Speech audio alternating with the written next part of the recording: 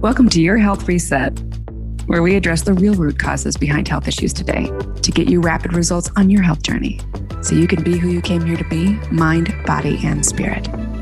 I'm your host, Sinclair, survivor of complex chronic illness, expert on resolving root causes, and co-founder of Detox Rejuvenation and Meditation RX. Let's get started.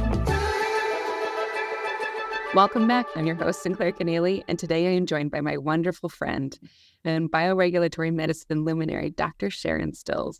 Dr. Sharon has devoted her life to helping to spread the word about this important avenue of medicine. I really believe that this is some of your biggest contributions to this planet. It's so cool. And I love how you have zeroed in on helping women who are in menopause and in transition to really consider like all of the factors at play for their health and do it in a very proactive way. So welcome, Dr. Sharon. Thank you. Always a pleasure to be with you, my redheaded sister. Yeah.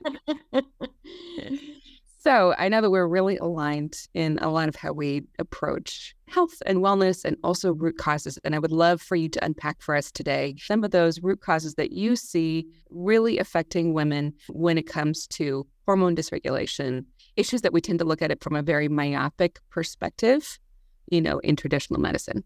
Yes.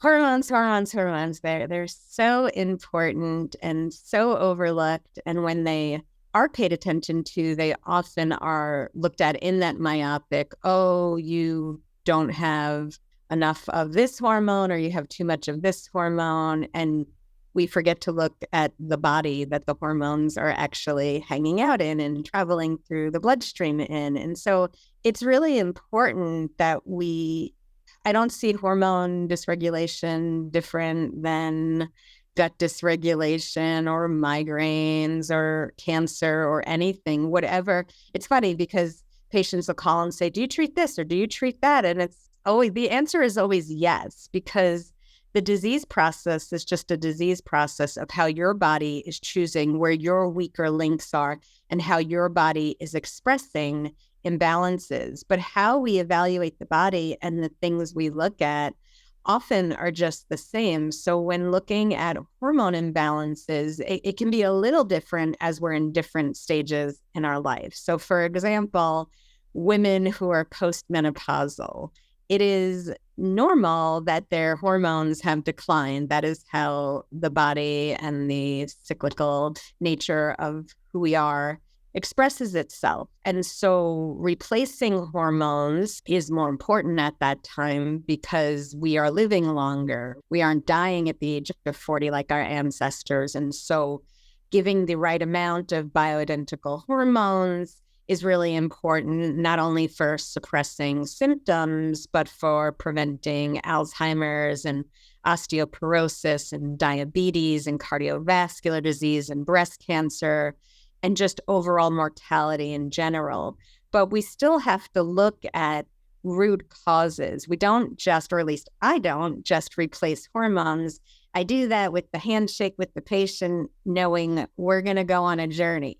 I'm going to give you some beautiful hormones that are, yes, they're going to make you feel amazing, but you have to do the work because putting hormones into a body that is not draining, is not flowing, is not balanced, has pathogens, is, in my opinion, just sloppy medicine. And it's kind of just Band-Aid medicine. And so what's the name of the summit? Root cause. And so we want to look at root causes. And these can be, so the first thing is just looking at any focal infections, any regulatory blockages in the body that are interfering with cellular polarization, interfering with flow of acupuncture meridians. And so we're looking at scars, we're looking at sinus infections, we're looking at the appendix, we're looking at lymphatic flow. And so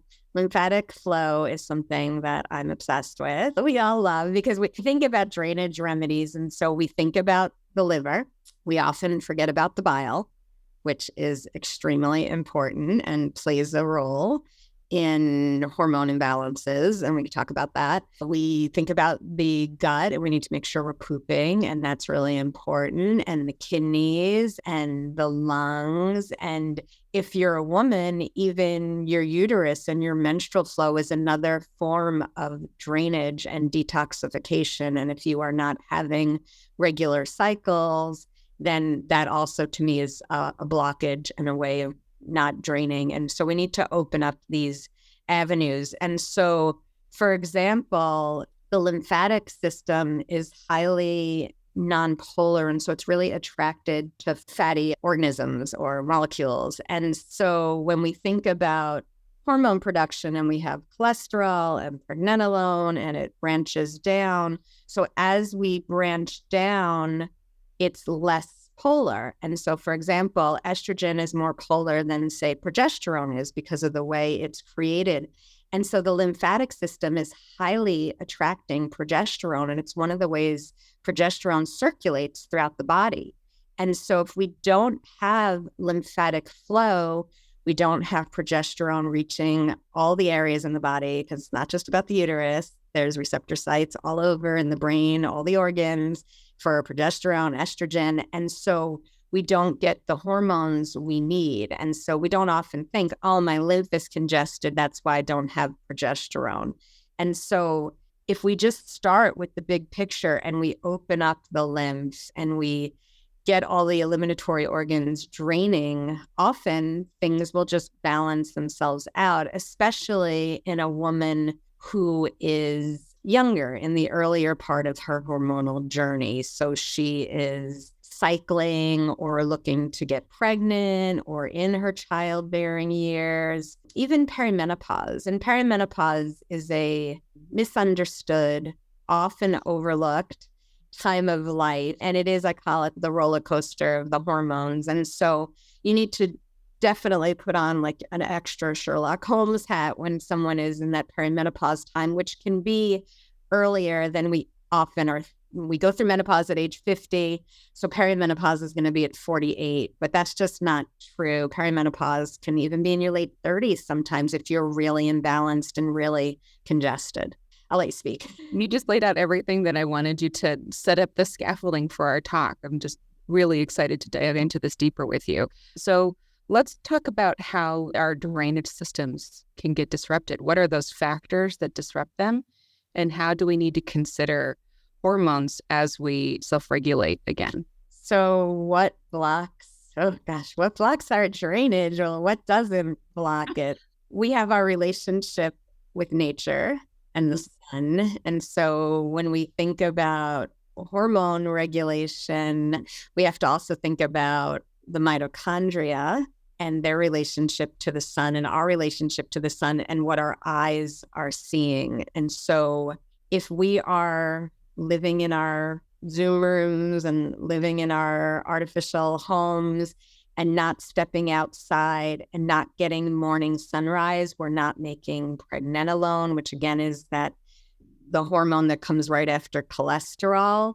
And so we can do that by seeing the sunlight before the UV light is present. And so we've got this blend of red, which is my favorite, and blue frequencies, and it triggers the hypothalamus, which creates pregnenolone.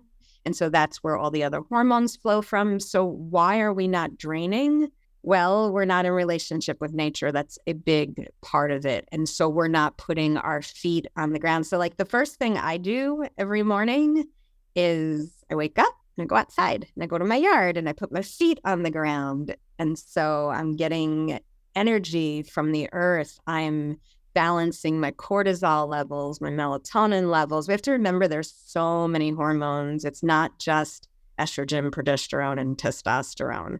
And so I earth and I gaze to the east. And this has been a challenge for me because I'm one of those gals who has to always wear sunglasses because the sun hurts my eyes, but I have been doing it every day and practicing, and I gaze to the east and I'm letting the sun come in. And then at night, I'm turning off the blue light, or if I'm on it, I'm putting on my blue blockers.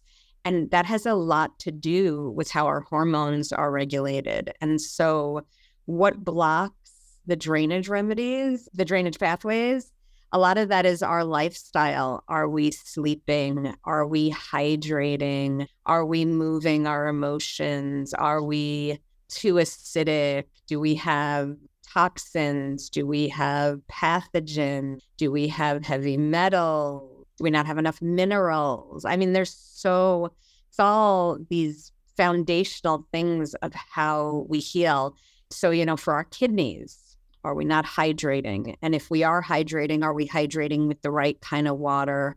And are we holding our water? We breathe up here in our chests. And so we're not really getting proper excretion of CO2, and we're not really taking in as much oxygen as we need to be. And so if we're not oxygenating, then that's going to throw off our whole terrain as well. And so working on breathing down into our belly and settling our nervous system, stepping into our parasympathetics. Are we sweating? Sweating is a huge one. And so are you making sweating part of your daily practice? And whether that's in an infrared sauna, or that's from some wild sex, or that's at the gym, or that's in the hot yoga room.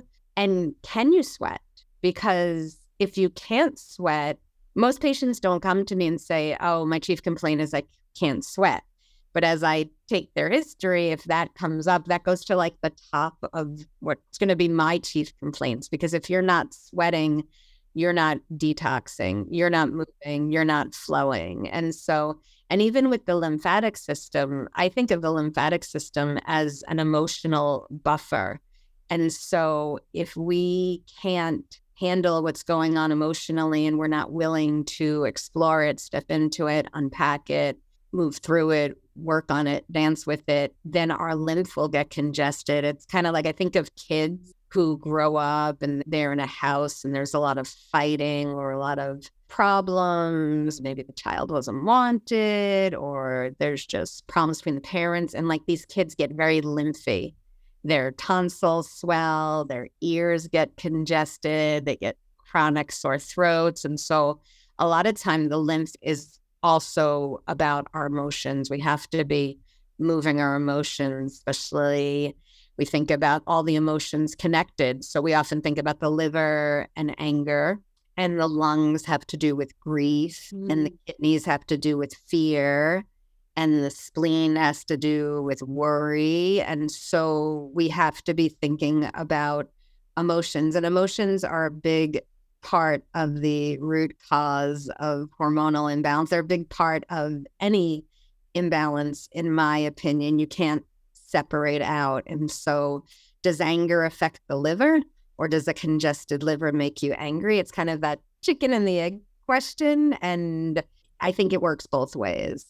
I do too. I'm so glad that you said that, because I hear from women who come into our practice, people getting ever more educated. And so they're like, okay, well, my hormones must be off because my emotions are so out of whack.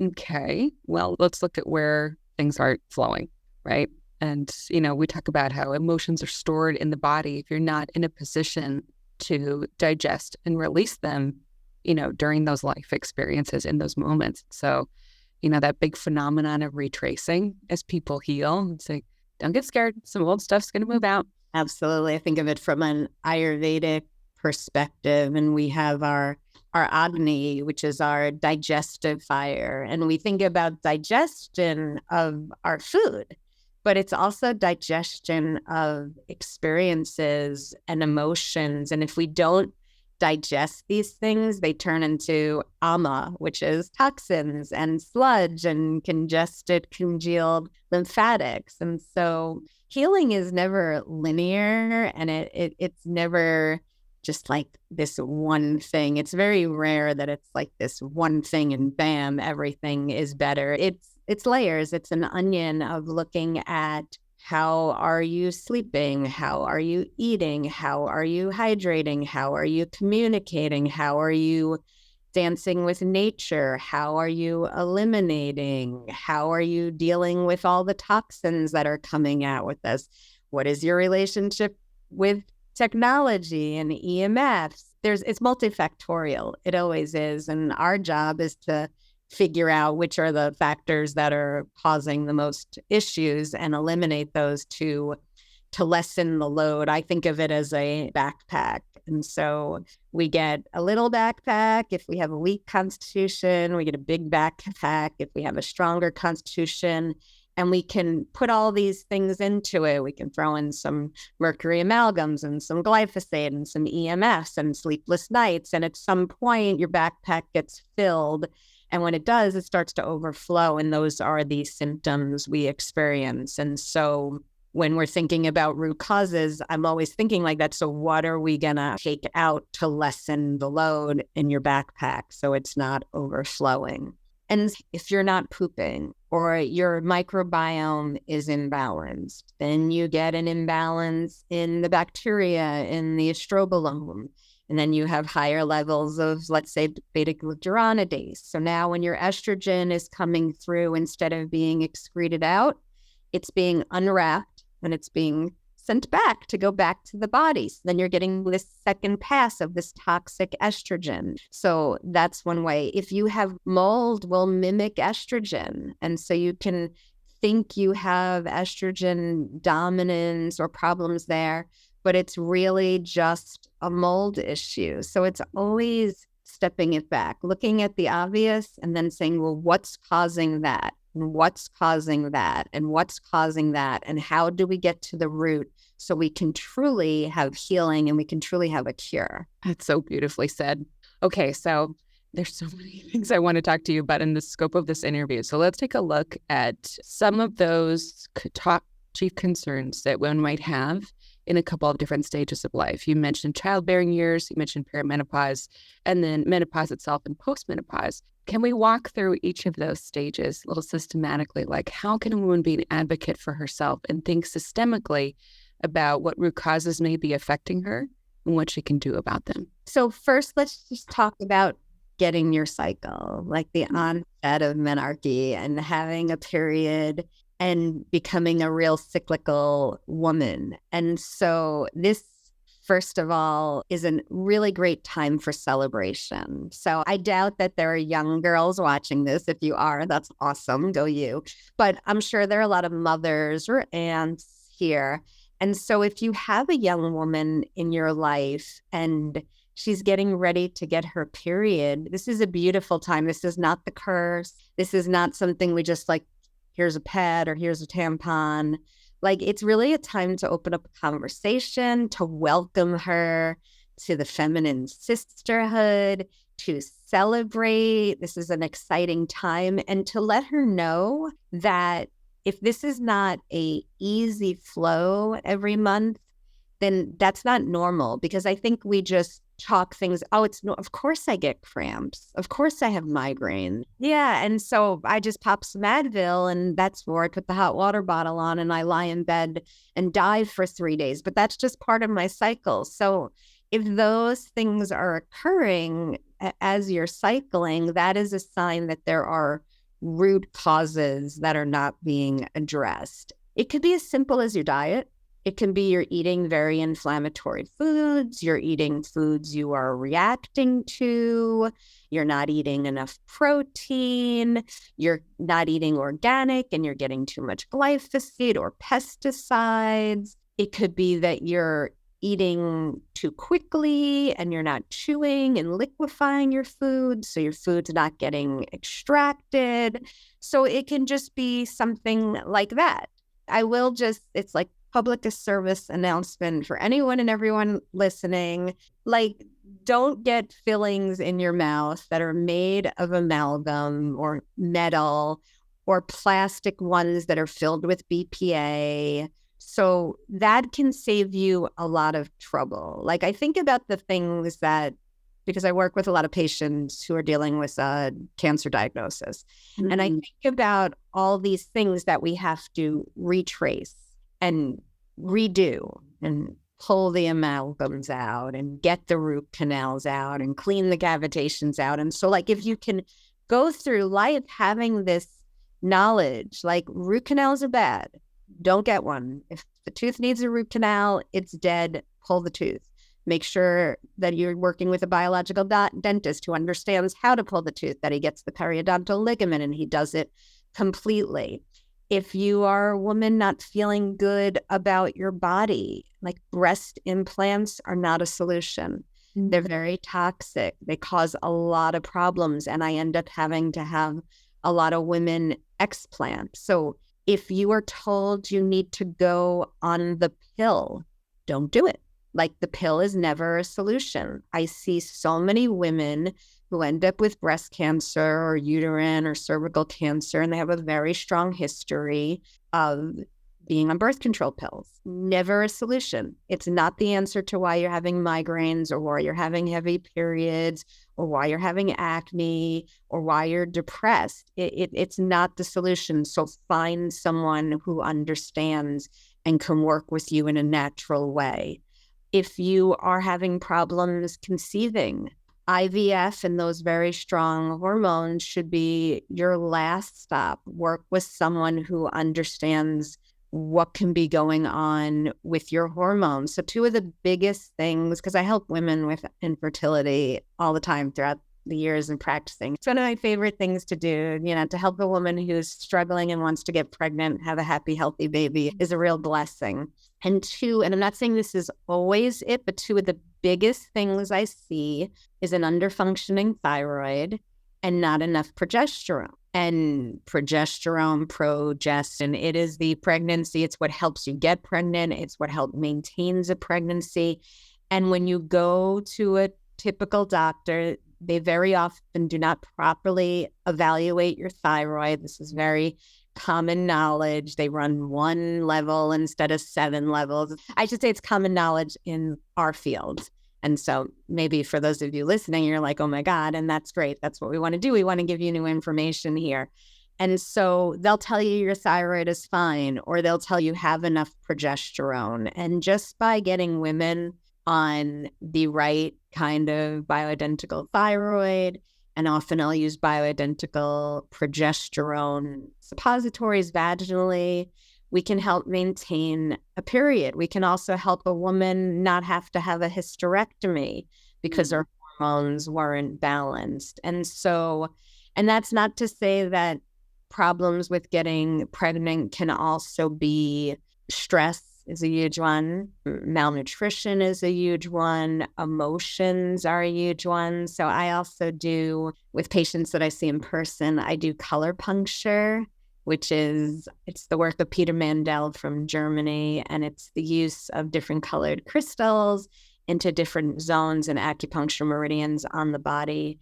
And I do some treatments like mother treatments and father treatments to kind of clear any issues you may have with your parents, because that is very common. Most of us didn't grow up in Leave It to Beaver and Hallmark commercials. And so a lot of us have dysfunction that we're working through, and that can be impacting us in our own journey to want to become a parent. I also do on the foot. There's prenatal treatments I do where we can actually work through every week and just clear conflict and clear blockages. And so again, I'm bringing back in the emotions, because the emotions can often be playing a part in any kind of issue we're having. So that's kind of like our cycles and fertility. And then perimenopause is this time, like I said before, it could be 2 years, it could be 10 years, it can be 15 years. And my own personal story really took place in this premenstrual, perimenopausal time of life. I was in my early 30s and I was like a poster child for hormonal disaster. And I was new in my clinic and I was treating all these women, helping them get through menopause, because Suzanne Summers' book had just come out and women wanted what she was having. And so I started helping all these women and they were just doing phenomenal. And I was like, part of my oath is docere, doctor is teacher, physician heal thyself. And I'm sitting here looking like I'm 7 months pregnant because I'm so bloated with my premenstrual issues. And these 50 and 60-year-old women are just dancing out of my office. They're getting younger before my eyes. So I thought I better start having what they're having. And so I started working on my hormones and my lymphatic system and my liver, which was a disaster, and my bile flow and my emotions and my presence. And I balanced out my hormones and I felt great. And when I went through menopause, I was 48. I never had a symptom. I never had a hot flash. And so it really cemented and showed me that the prevention or pre-gaming or being proactive at this point in our lives is really important. It's setting us up for menopause is not a disease. Menopause is a transition. It is, if you are female, what do they say? The things in life that are guaranteed are taxes and death. And I'll add menopause to that if you're a woman. And so it's nothing to avoid. I'm really passionate about changing this conversation of aging and how we look at it and remembering not everyone gets to age. It's a privilege and it's part of the human experience. And there's a lot that goes along with aging as far as wisdom and really knowing yourself and the lessons you have learned from being younger. And I know what I experience and feel and how I communicate and how I interact and how I feel about myself is just different in my 50s than it was in my 40s than it was in my 30s. And there's no pill to change that. It's just about having life experience. There's beauty in the crone stage of life, in this where we're no longer losing our blood to the earth and we are maintaining it. And whether or not you chose to physically birth a human child, we still have this magical womb space. And even if you have had a hysterectomy, you still have the energetic imprint. And this womb is magic and things can get birthed here. And this is a time of birthing beauty and creativity and love and compassion and connection and action. And so it's a marvelous time. I'm so glad to hear you say that. I think that's a phenomenal way to be looking at it. I got really interested in health, not only from my own issues, but watching my mom go through a terrifying menopause. It was one for the record books, for sure, or a textbook case. And it was fascinating to watch how she was really turned aside by the medical community. She was in the wrong decade to be having that kind of experience. We know so much more new. Yeah, I know my mom too had, a lot of times we're told that we should look at our mothers because what they went through is what we went through. And often, sometimes there's some truth in that, but often, like my mom had to have a hysterectomy, gushing blood. And I know it was because she was estrogen dominant and didn't have progesterone, and no one was talking to her about getting her lymph flowing or detoxing or sleeping or any of these things. And so it was very reductionist the way women were approached. And it still is in the mainstream world. It's still, you're getting old, deal with it. That's normal. Here's the birth control pill. We'll just shut everything down and give you synthetic. So, progesterone, like I was talking about before, that I use suppositories, bioidentical. But if you use progestin, which is the synthetic, the side effects are miscarriage. The side effects are not that with bioidenticals. These are identical to what our body makes. And I think that's where there's this huge disconnect and where people don't understand that estrogen doesn't cause cancer. If estrogen caused cancer, then when girls were getting their periods and estrogen was flooding, or when women were pregnant and estrogen was surging, we'd see a high incidence of cancer, and we don't. What causes cancer is an imbalance in how our hormones are interacting with each other. Exogenous estrogens, which mimic our natural estrogen, are metabolism or metabolites of estrogen not going down proper pathways because of imbalances in our liver detoxification, because of bile that's sludgy and stuck and not moving. There are actually estrogens, because estrogen is just an umbrella term. There's different kinds of estrogens, and some of them are actually indicated, and I utilize them to treat breast cancer because they are anti-inflammatory, because they are protective against breast tissue. We have to dive deeper. It's kind of like the oncologist who just says, don't take any supplements when you're going through chemo. It's dangerous. And it's like, that's lazy.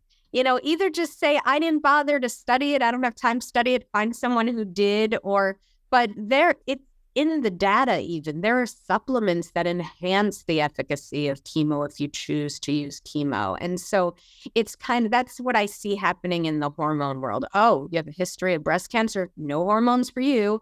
Oh, you've had breast cancer, your family. And so it's just, women are just so misled because a lot of doctors out there are not taking, I know you and me, I've been doing this for over 20 years. I have a lot of experience, and I am still constantly studying, going to conferences, expanding my knowledge base, keeping up with what's changing. Medicine grows and changes. When I started practicing, epigenetics, that wasn't really happening.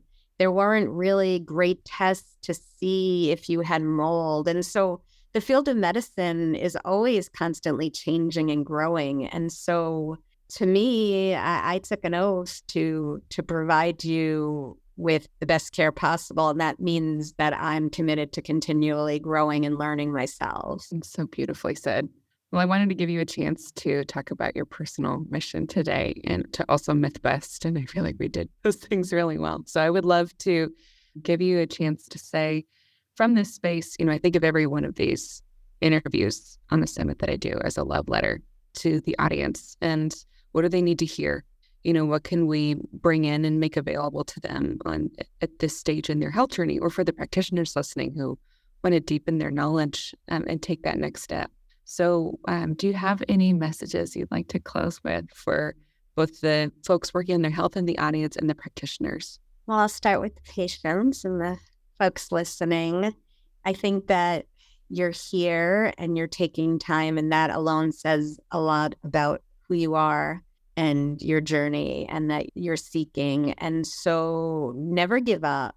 I have seen patients who have been to many even healthcare practitioners who were practiced naturally, and they still didn't get the results they needed. And so sometimes it's just finding the right person who gets you, who sees it from a different perspective. That's why we, like in Europe, at the clinics I've worked with, we have teams and we meet and we talk about the patients with the dentist, with the therapist, because sometimes someone has a different perspective or someone says anything. So healing is not an island, it's a community. So find your team, find your community, and don't give up hope. There's always a solution out there. And I would also say, and this is just to everyone, that, and we didn't really get to talk about it much today, but stress and being mindful, to me, is really the foundation of how we heal. And so if we are watching this and we are anxious, but he didn't say the supplement. What's the supplement I need to take? Was it DIM? Was it I3C? Was it calcium? If we come at healing with that energy, then we miss the boat. And so I invite you all to breathe and to trust and to start to connect to your body and know that your body has a lot of wisdom and that you live in your body 24/7 and that you know your body better than anyone. And so find someone who will listen to you and learn to cultivate joy and peace, navigating your nervous system and activating vagal tone and the parasympathetics. We can't heal without that. And then for the practitioners listening, never stop learning. And if you're not familiar with bioregulatory medicine and drainage and terrain-based healing, this is an invitation to go explore that. I was very fortunate in my first or second year of medical school. I got introduced to a lot of European physicians, and I got introduced to terrain-based healing. And even as a naturopathic physician, that was not the focus of naturopathic school. Naturopathic school is still kind of green allopathy. Oh, you have a migraine. Instead of taking Imitrex, we'll give you Butterbur. So it's a step in the right direction, but it's not terrain-based thinking. And so I invite you all to really start thinking about terrain-based medicine. It's why I have been able to help so many patients that couldn't get help anywhere else, because that is how I view the body and that's how I address the body. So I would just invite you to explore that, because the more people that learn about this way of treating, the more patients we can help. So beautifully said. Thank you, Hen. I really appreciate you sharing your wisdom today. Where can people find you? I am at drstills.com. That's my website, Dr. Sharon Stills. I do host the Science of Self-Healing podcast for the Bioregulatory Medicine Institute. So if that is of interest to you, I have at least 100 episodes up there already, and just the whole gamut of bioregulatory healing. And so that's a great place to learn more, or to go to brmi.online. That's the nonprofit.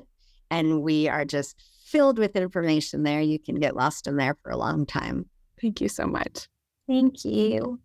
Thanks for listening. Go to detoxrejuvenation.com to find the links in the show notes to everything we covered in this episode. Please subscribe, review, and share with other humans who need this precious information. Let's help each other. Until next time, love, Sinclair.